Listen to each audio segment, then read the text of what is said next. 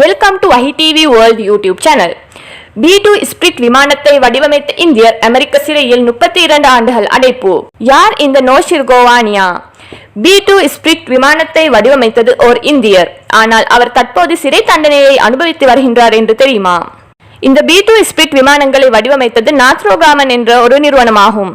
அதில் பணியாற்றி வந்தவர் தான் இந்தியரான நோஷிர் கோவானியா. இவரின் B2 விமானத்தின் தாக்குதலை அடுத்து இவரை பற்றிய பேச்சுவார்த்தை மறுபடியும் நடைபெறுகின்றன.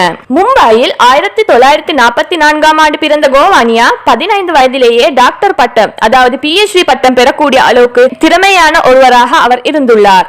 1963ஆம் ஆண்டு தங்களுடைய 19ஆம் வயதில் ஏரோநாட்டிக்கல் இன்ஜினியரிங் படிப்பதற்காக அமெரிக்காவுக்கு சென்றுள்ளார்.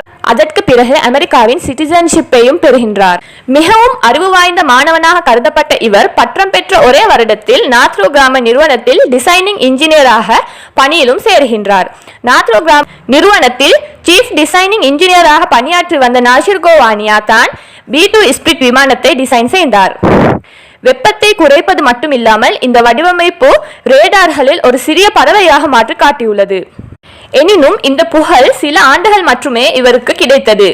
கோவானியா அமெரிக்காவுக்கு எதிராக சீனா உள்ளிட்ட நாடுகளுக்காக உளவு பார்த்ததாகவும் அமெரிக்காவின் அது முக்கிய இராணுவ ரகசியங்களை விற்றதாகவும் கூறி அவர் வீட்டில் சோதனையிடப்பட்டது. அதில் சில முக்கிய ஆவணங்கள் சிக்குகிறது. நீண்ட விசாரணைக்கு பிறகு தன்னுடைய தவறுகளை எழுத்துப்பூர்வமாக ஒப்புக்கொண்டார்.